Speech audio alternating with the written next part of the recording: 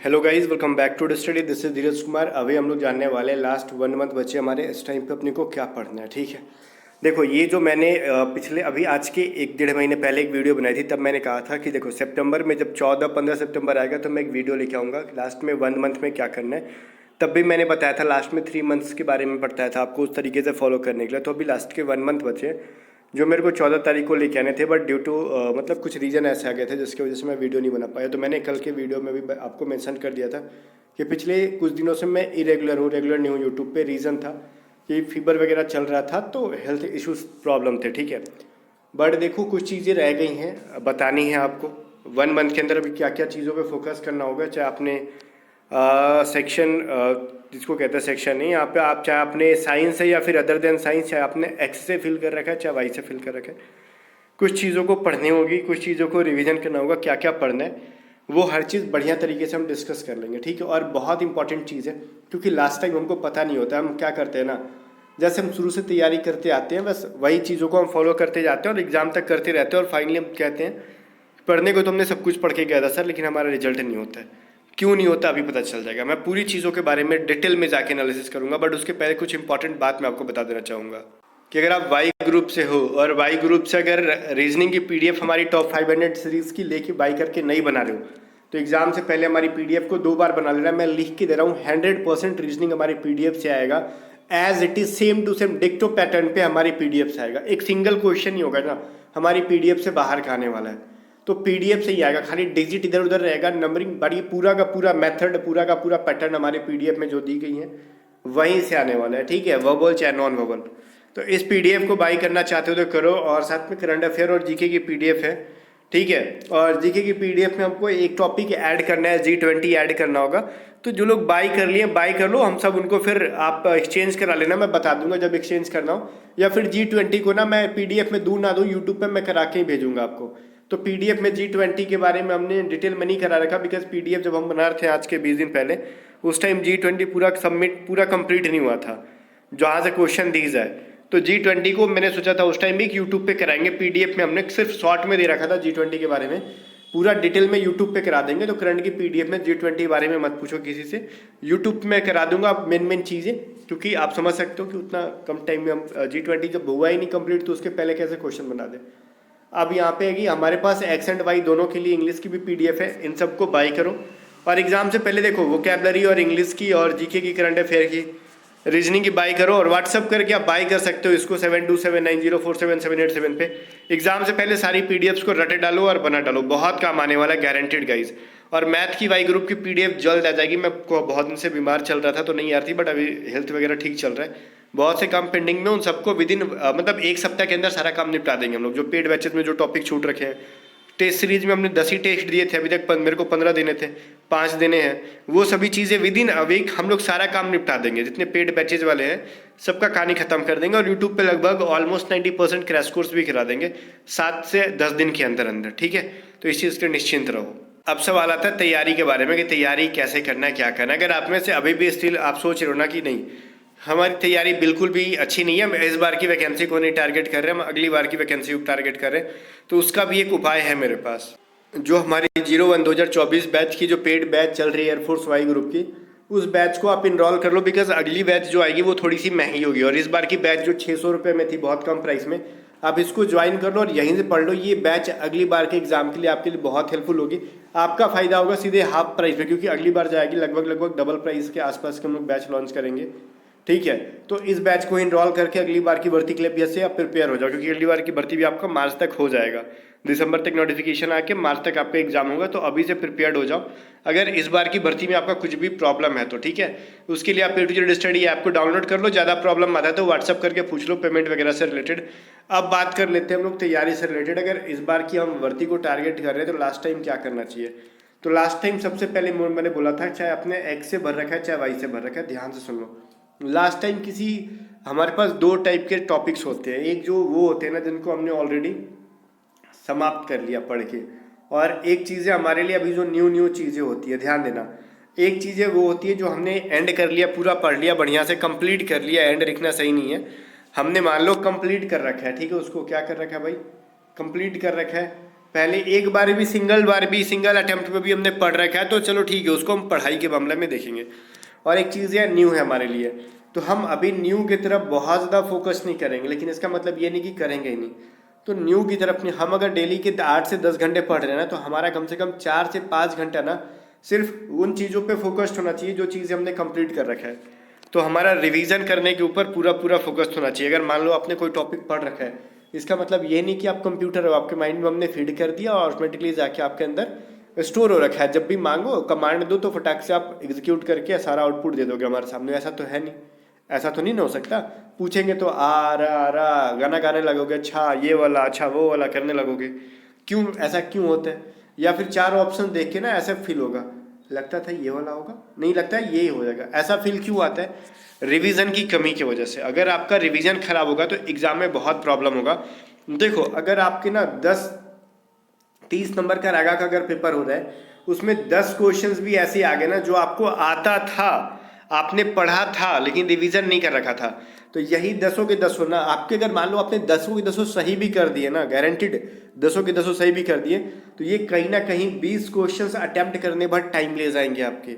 ध्यान से सुनना, ये 10 क्वेश्चन 20 क्वेश्चन अटेम्प्ट करने भर टाइम ले जाएंगे, क्योंकि आप उसमें इतना लैग करोगे, फंसोगे ना उस सवाल पे, आप डाउट में इतना रहोगे ना कि खुद को डिसाइड नहीं कर पाओगे आंसर बी है कि डी है कि ए है कि सी है। आपको लगेगा कि ये भी हो सकता है वो भी हो सकता है। ऐसे सिचुएशन में एक ही उपाय है कि आप जितना रिवीजन करोगे, आपके 2-3 फायदे होंगे कि आप एग्जाम में फटाफट रिमाइंड कर पाओगे, रिकॉल कर पाओगे और अपना टाइम सेव कर पाओगे। और सारा का सारा खेल, चाहे रागा का हो, चाहे आपके मैथ का हो, फिजिक्स का हो या ग्रुप के, सारा का सारा टाइम मैनेजमेंट का। इंग्लिश में टाइम मैनेजमेंट का कोई इशू नहीं होगा आपको, चाहे आप एक्स दो, चाहे वाई से दो, या फिर एक्स एंड वाई से दो। इंग्लिश में पर्याप्त टाइम है आपके पास, 20 नंबर के सवाल होते हैं, पूरा पूरा 20 नंबर दे रखा है। आप डांस करोगे बैठ के, 5-10 मिनट बैठा भी लोगे, मतलब बचा भी लोगे इंग्लिश में, 5 मिनट तो इजीली बचा लोगे आप लोग। ठीक है, एवरेज स्टडी भी आपकी है ना, तो 5 मिनट बचा लोगे इंग्लिश में। लेकिन रागा में ना तो नानी याद आ जाती है भैया, अगर रिवीजन जबरदस्त ना हो तो फिर नानी याद आएगी। तो ऐसे सिचुएशन में अगर हम दिन के 8 घंटे भी पढ़ाई कर रहे हैं, तो 4 घंटे उन चीज़ों पे फोकस करेंगे जो सिर्फ हमने पढ़ रखा है, और उनका हम रिवीजन करेंगे, रिवाइज करेंगे। ठीक है, अगर हम रिवाइज नहीं करेंगे तो फिर क्या होगा, अटकेगा। 10 सवाल बनाने में कम से कम 15 से 20 सवाल बनाने भर का टाइम बर्बाद होगा। चीज़ें समझ में आ रही है? अगर रिवीजन साथ साथ में रहेंगे तो वो 10 सवाल हम लोग ना, उस 10 सवाल बनाने की जो टाइम लगता है उससे भी कम टाइम के अंदर बना के, बाकी क्वेश्चन जो कि हमको नहीं आता या फिर हम जो कैलकुलेटिव भी हमको आता है लेकिन कैलकुलेटिव है, तो उन सवालों के लिए हम टाइम बचा पाएंगे। वो कैसे? ज़्यादा से ज़्यादा रिवीजन करके।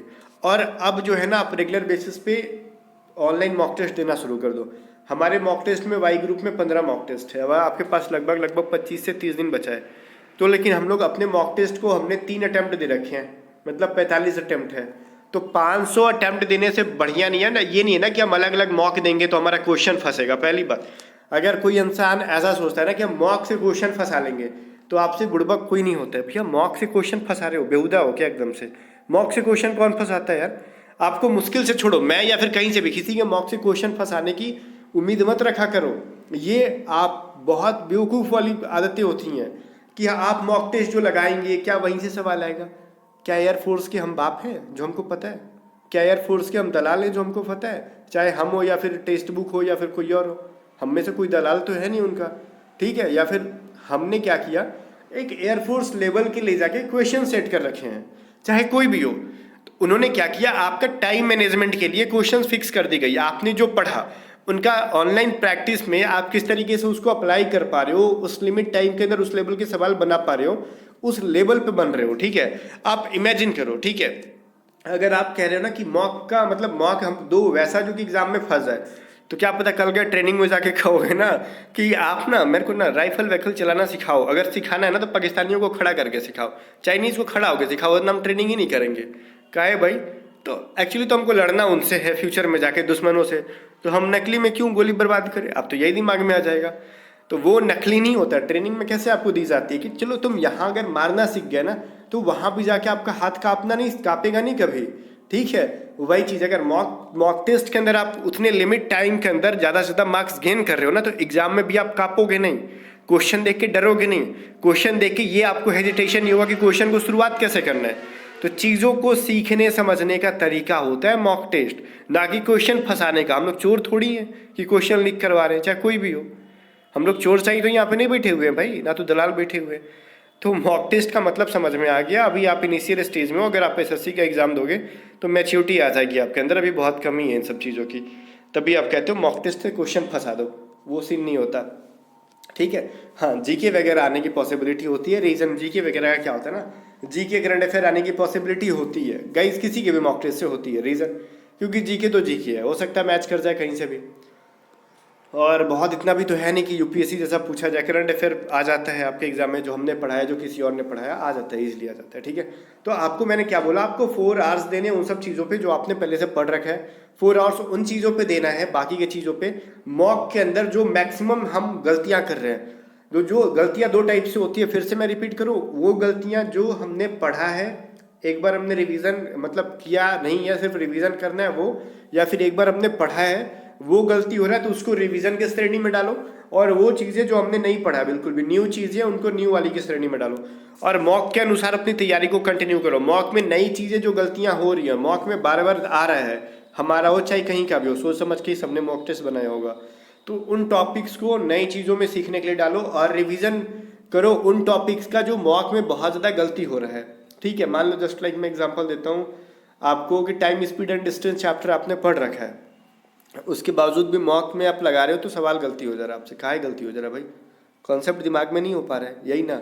या फिर मेंस्ट्रुएशन का सवाल है, या फिर आपका ट्राइगोनोमेट्री का सवाल है, आप गलती कर रहे हो, काहे गलती कर रहे हो, फार्मूला आप भूल रहे हो, तो उसका उपाय कौन करेगा, उस आपकी जगह हम थोड़ी पढ़ के जाएंगे, उनका रिवीजन आपको करना है। अगर आपने नहीं पढ़ा तो उसको एक लिस्ट बना दो अपने को, मॉक में ये गलती हुआ था, मॉक में आया था, हमने पढ़ा नहीं है इसको, अगला क्यूए में लगा दो, मतलब अगली बार उसको हम पढ़ डालेंगे, 2 दिन 3 दिन जो भी लगेगा पढ़ डालेंगे, अपने पास पूरा टाइम हम पढ़ लेंगे। इंग्लिश का जो है मैंने क्रैश कोर्स यूट्यूब पे करा रखा है थोड़ा बहुत, और ग्रामर का तो टॉप 50 रूल्स करा रखा है, उससे ज़्यादा कुछ नहीं आएगा।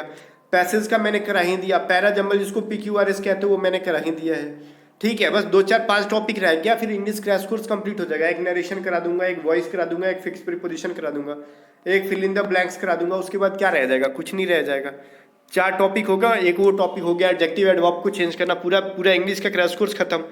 तो एक छोटी सी वीडियो में मैं इतना सारा 1 घंटे की वीडियो में इतना इंपॉर्टेंट चैप्टर करा दे रहा हूँ, जो मैंने PQRS पैरा जंबल बनाने का तरीका आपको जो बताया, अगर उसको सीरियसली अगर किसी कोई पढ़ लेना एग्जाम में फोड़ देगा जाके भाई, वो गारंटेड। क्योंकि वो चीज़ें मैंने सेंड किया था एक SSC के स्टूडेंट को, मतलब रिसेंटली की बात कह रहा हूँ, उसने वीडियो को देखा, कह रहा कि भैया तहे दिल से शुक्रिया, वो अभी आराम से फोड़ रहा है SSC के मॉक में। कह रहा कि ये अगर लॉजिक मेरे को पहले से पता रहता तो इस बार की CHSL में और MTS में अच्छा खासा स्कोर कर लेता वो।